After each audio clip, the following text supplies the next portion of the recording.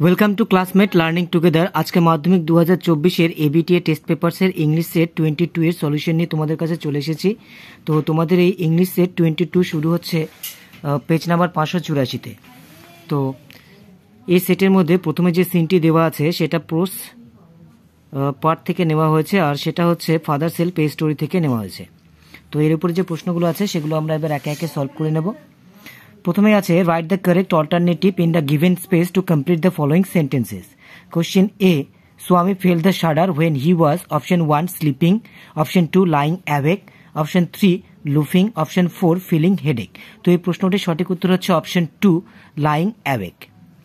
চলে আসবো পরবর্তী কোশ্চেনে। Question B, hearing about Swami's headache, Swami's mother felt option 1 angry, option 2 happy, option 3 sad, option 4 sympathetic। তো এর সঠিক উত্তর হচ্ছে option 4 sympathetic। Question C, Swami's father forbade him to option 1 attend school, option 2 attend prayer, option 3 lie on a bench, option 4 loaf about। এর সঠিক উত্তর হচ্ছে option 4 loaf about। Question D, Swami denied to attend Samuel's class, option 1 late, option 2 early, option 3 sometimes, option 4 forever। এর সঠিক উত্তর হচ্ছে option 1 late। Question E, Swami changed his tactics as option 1 Samuel was angry, option 2 the headmaster was afraid, option 3 Swami had a headache, option 4 his father was strict। তো এই সর্বশেষ প্রশ্নটির সঠিক উত্তর হচ্ছে option 4 his father was strict। চলে আসবো এবার পরবর্তী পোর্শনে। Portion B, complete the following sentences with information from the text। Question 1, Swami shuddered to realize that it was Monday morning। এটি অংশটা কিন্তু লিখে দিলে আমাদের উত্তর হয়ে যাবে, ঠিক আছে। তো প্যাসেজের একেবারে প্রথম দিকে কিন্তু এর উত্তরটা দেওয়া আছে যে এই যে that it was Monday morning. তো তোমাদেরকে বলে রাখি যে সিন হোক আর আনসিন হোক, তোমরা এর অ্যান্সারগুলো করবার আগে কিন্তু প্যাসেজটিকে অন্তত 2 থেকে 3 বার পড়ে নেবে, ঠিক আছে। কারণ অনেক ক্ষেত্রে উত্তর এমন হয় যে সেন্টেন্সটা যেরকম আছে সেরকম লিখে দিলেই চলে, আবার কিছু কিছু ক্ষেত্রে আছে যে সেন্টেন্সটিকে পড়ে নিয়ে বুঝে নিয়ে তারপর সেটাকে মডিফিকেশন করে লিখতে হয়। তো এখানে কিছু অংশ তুলে নিয়ে লেখা হলো, যতটুকু দরকার ততটুকুই কিন্তু লেখা হয়েছে, বাড়তি কিছু লিখলে কিন্তু নাম্বার কাটা পড়বে। চলে আসবে পরবর্তী কোশ্চেনে। Question 2, Swami's father wanted to know if he had no school that day। এটুকু অংশ লিখলে কিন্তু এর উত্তর হবে, ঠিক আছে। এর উত্তরটা আছে ঠিক এই জায়গাতে, father asked him have you no school today. তো এই অংশটিকে কিন্তু আমরা ন্যারেশনের নিয়মে ন্যারেশন চেঞ্জ করে দিয়ে লিখব, ঠিক আছে, তাহলে এর উত্তর আমাদের হয়ে যাবে। Question number 3, as the new tactics অর্থাৎ নতুন কর্মকৌশল হিসেবে স্বামী রিফিউজ টু, স্বামী কি প্রত্যাখ্যান করেছিল, to go so late to the class. এই অংশটিরও উত্তর কিন্তু ঠিক আমাদের এই জায়গাতে আছে, go so late to the class. এটুকু অংশটা আমাদের এখান থেকে তুলে নিয়ে লিখে দিলেই এর উত্তর কিন্তু আমাদের হয়ে যাচ্ছে। এবার চলে আসবো পরবর্তী পোর্শনের মধ্যে। পরবর্তী পোর্শনে কি আছে, answer the following questions. Question 1, what did Swami's mother say at his wailing. তাহলে এই প্রশ্নের উত্তর আমরা এইভাবে দিতে পারি যে at Swami's wailing his mother said that he might stay at home. এখানে স্বামীর বদলে হি লিখলাম কারণ স্বামী কিন্তু অলরেডি সেখানে লেখা হয়ে গেছে, ঠিক আছে। তো তোমরা বুঝতে পারছো যে কিভাবে পুরো সেন্টেন্সটাকে না লিখে সেই সেন্টেন্সটির অর্থ বুঝে, অর্থাৎ কোন জায়গা থেকে কোন জায়গা পর্যন্ত উত্তরটা একেবারে অ্যাপ্রোপ্রিয়েট হবে সেটুকু অংশটা কিন্তু আমাদেরকে বুঝে নিয়ে লিখতে হবে, ঠিক আছে। এর জন্য আমি এর একটু আগেই বলেছি যে খুব ভালোভাবে প্যাসেজটি আমাদেরকে পড়ে নিতে হবে। চলে আসবো পরবর্তী কোশ্চেনে। কোশ্চেন 2, হাউ ডিড স্বামী present Samuel in front of his father. অর্থাৎ স্বামী স্যামুয়েলকে তার বাবার সামনে কিভাবে উপস্থাপন করেছিল। এই প্রশ্নটির উত্তর আমরা এইভাবে লিখব যে in front of his father Swami presented Samuel as a very angry man. Full stop দিয়ে তারপরে লিখবো he is specially angry with boys who come in late, ঠিক আছে। কিংবা তোমরা করতে পারো কি হি ইজ আর এই ফুল স্টপ এটাকে তুলে দিয়ে কিন্তু মাঝখানে একটা ছোট্ট হাইপেন দিয়ে তুমি যদি লিখে দিতে পারো তাও কিন্তু এর আনসারটা হয়ে যাবে। চলে আসবো এবার পরবর্তী সিনে। পরবর্তী সিনটা তোমাদের পোয়েট্রি থেকে নেওয়া হয়েছে, আর এটা যে পোয়েম থেকে নেওয়া আছে সেটা হচ্ছে মাই ওন ট্রু ফ্যামিলি, ঠিক আছে। তো এবার এই পোয়েট্রি পার্ট থেকে নেওয়া সিনের উপর যে প্রশ্নগুলো আছে সেগুলো এবার আমরা একে একে সলভ করব। তো প্রথমেই আছে right the correct alternative to complete the following sentences. Question 1, once the young child entered in a wood of option A mango trees, option B pine trees, option C oak trees, option D maple trees। তো এই প্রশ্নটির সঠিক উত্তর হচ্ছে option C oak trees। এবার question number 2, those who are chopped down are the option A people, option B animals, option C trees, option D tribes. ঠিক আছে, তো এই প্রশ্নটির সঠিক উত্তর হচ্ছে অপশন সি ট্রিজ। এখানে ট্রাইবস কিন্তু এর উত্তর হবে না, কারণ এখানে অপশন অনুযায়ী এইখানে ট্রাইবস বলতে কিন্তু মানুষের উপজাতিকে বোঝানো হচ্ছে। ঠিক আছে, তাই এই প্রশ্নটির সঠিক উত্তর হচ্ছে অপশন সি ট্রিজ। চলে আসবো পরবর্তী কোশ্চেনে। Question 3, you do not blink an eye, অর্থাৎ তোমার চোখের পলকও পড়ে না, সাজেস্ট ম্যানস, এই লাইনটা মানুষের কোন বিষয়টিকে উপস্থাপন করে বা সাজেস্ট করে? ঠিক আছে, অপশন এ সিম্প্যাথি অর্থাৎ সহানুভূতি, অপশন বি ইনডিফারেন্স অর্থাৎ উদাসীনতা অর্থাৎ দেখেও না দেখার ভান করা, অপশন সি অ্যাঙ্গার অর্থাৎ রাগ, অপশন ডি ফিয়ারলেসনেস অর্থাৎ ভয়শূন্যতা বা ভয়হীনতা। তাহলে এই প্রশ্নটির সঠিক উত্তর হচ্ছে কিন্তু অপশন বি ইনডিফারেন্স অর্থাৎ উদাসীনতা, দেখেও না দেখার ভান করা। চলে যাবো পরবর্তী কোশ্চেনে। Question 4, the dream brought in the poet option A greed, option B romantic feeling, option C change, option D fear. তো এই প্রশ্নটির সঠিক উত্তর হচ্ছে অপশন সি চেঞ্জ। কারণ এই কবিতাটির শেষের দিকে আমরা দেখেছিলাম যে কবি যখন ওই অকুট থেকে বাইরে বেরিয়ে এসেছিলেন তখন কিন্তু তার মধ্যে একটা পরিবর্তন হয়েছিল, আর সেই পরিবর্তনটা কি হয়েছিল যে কবির হার্টটা হয়ে গেছিল একটা ট্রি। ঠিক আছে, অর্থাৎ তাহলে এই প্রশ্নটির সঠিক উত্তর হচ্ছে অপশন সি, একটা চেঞ্জ হয়েছিল। এবার পরবর্তী পোর্শনে চলে আসি। State whether the following statements are true or false. Write T for true and F for false in the boxes on the right hand side. Provide sentence or phrases or words in support of your answer. তো প্রথম কোশ্চেনটা দেখে নেই। Question 1, it was a male deer that the child was looking for। তাহলে এটা হচ্ছে true, আর এর supporting statement হচ্ছে এই পোয়েমটির একেবারে ফার্স্ট লাইনটা, once I crept in an oak wood I was looking for a stag। Stag মানে কিন্তু মেল ডিয়ার। চলে আসবো পরবর্তী কোশ্চেনে। Question number 2, the tribes demanded that the child had been born among the oak trees. এটাও কিন্তু true হবে। ঠিক আছে, এর সাপোর্টিং স্টেটমেন্ট হচ্ছে ঠিক এই লাইনটা হবে supporting statement, and root you among the oaks where you were born but never grew. এই লাইনটিকে তুমি সাপোর্টিং স্টেটমেন্ট লিখে দিলে কিন্তু এর আনসার হয়ে যাচ্ছে। এবার চলে আসবো পরবর্তী পোর্শনে অর্থাৎ আনসিন পোর্শনের মধ্যে। তো এখানে প্রথমে কি আছে, প্রথমে যেটা আছে tick the right answer. Question 1, Belakoba range falls under the forest division of, অর্থাৎ বেলাকোবা রেঞ্জ এটা কোন ফরেস্ট ডিভিশনে পড়ে? Option A Jalpaiguri, option B Odlabari, option C Siliguri, option D Baikunthapur. তো এর সঠিক উত্তর হচ্ছে কিন্তু অপশন ডি বৈকুণ্ঠপুর। এই প্যাসেজের একেবারে প্রথম দিকে কিন্তু এর আনসারটা আমরা পেয়ে যাব। Question number 2, forest officers arrested 2 persons on option A Sunday, option B Monday, option C Thursday, option D Friday. এর সঠিক উত্তর হচ্ছে অপশন সি থার্সডে। এবার চলে আসবো পরবর্তী কোশ্চেনে। Question 3, the raid was conducted at option A Odlabari, option B Jalpaiguri, option C Siliguri, option D Belakoba. তো এই প্রশ্নটির সঠিক উত্তর হচ্ছে অপশন বি ওদলাবাড়ি। ঠিক আছে, চলে আসবো পরবর্তী কোশ্চেনে। কোশ্চেন নাম্বার 4,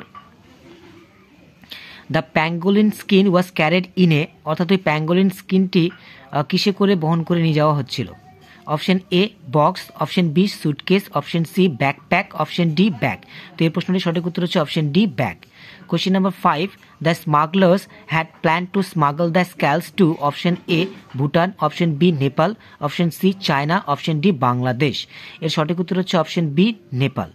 এবার question number 6, pangolin is used in the traditional medicine of option A China, option B Bhutan, option C India, option D Siliguri.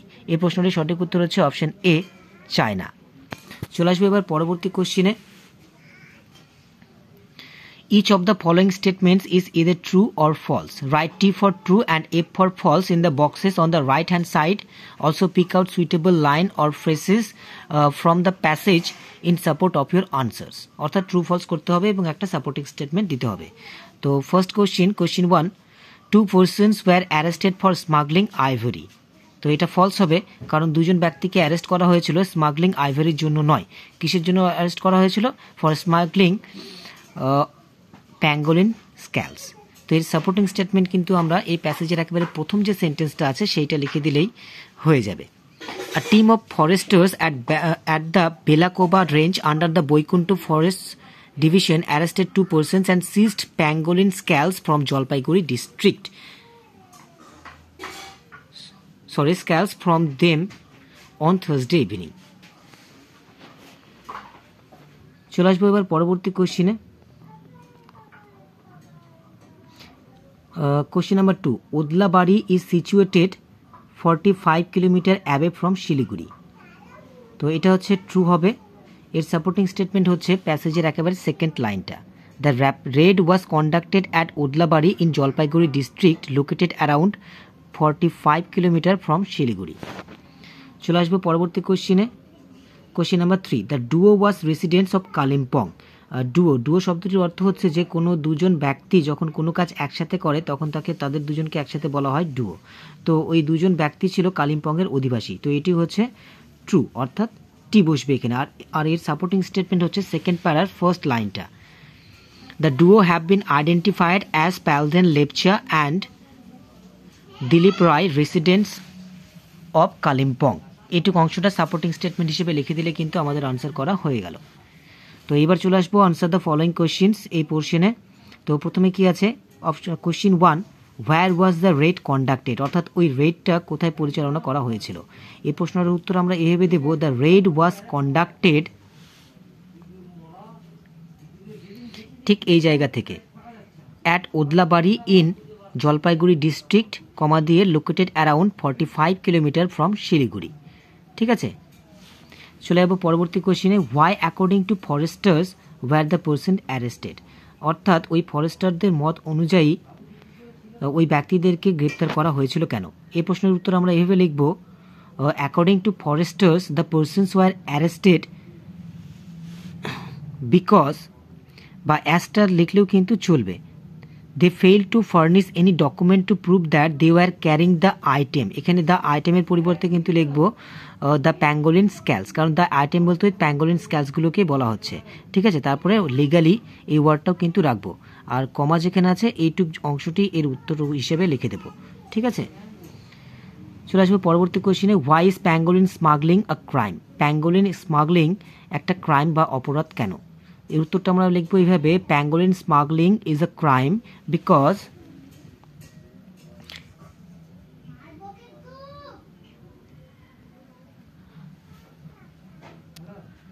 pangolin is scheduled first species under the Wildlife Protection Act 1972. ঠিক আছে, ফুল stop দিয়ে আবার লিখবো, there is a complete ban on consuming its meat or using its scales. এইটুকু অংশটা ওখানে answer হিসেবে লিখে দিলে কিন্তু কারেক্ট অ্যান্সার হয়ে যাচ্ছে। এবার চলে যাবো পরবর্তী কোশ্চেনে। Question 4, why does pangolin have a huge demand in black market. এর প্রশ্নটা আমরা এভাবে দেব যে pangolin has a huge demand in black market because their scales are used in Chinese traditional medicines and therefore there is a steady demand for the item. ঠিক আছে, এইটুকু অংশটা যদি আমরা লিখে দিই তাহলে কিন্তু সঠিক উত্তর হয়ে গেল। এবার চলে আসবো গ্রামার অ্যান্ড ভোকাবুলারি পোর্শনে। তো কি আছে এখানে, write the correct alternatives to fill in the blanks. Some policemen arrested 1 person from the city on Friday last। এখানে লাস্ট কথাটা যেহেতু আছে, অর্থাৎ এই লাস্ট ওয়ার্ডটা কিন্তু একটা পাস্ট টেন্সের অ্যাডভার্ব, তাই এই শূন্যস্থানে কিন্তু আমাদেরকে পাস্ট টেন্সটি বেছে নিতে হবে। That man was smuggling gold, those bars of gold were handed over to the customs, at present the man is in prison. যেহেতু অ্যাট প্রেজেন্ট কথাটা ইউজ করা আছে তাই কিন্তু এখানে ইজটা আমাদেরকে ইউজ করতে হবে। আর এখানে প্যাসিভ মুড ইউজ করা হয়েছে কারণ কাস্টমসদের কাছে তাদের ওই গোল্ডটিকে কিন্তু দেওয়া হয়েছে। ঠিক আছে, চলে আসবো পরবর্তী কোশ্চেনে। Fill in the blanks with appropriate article or preposition. The Madhyamik examinations results will be out on May 30। ডেটের আগে আমরা অন বসাই তাই এখানে অন বসলো।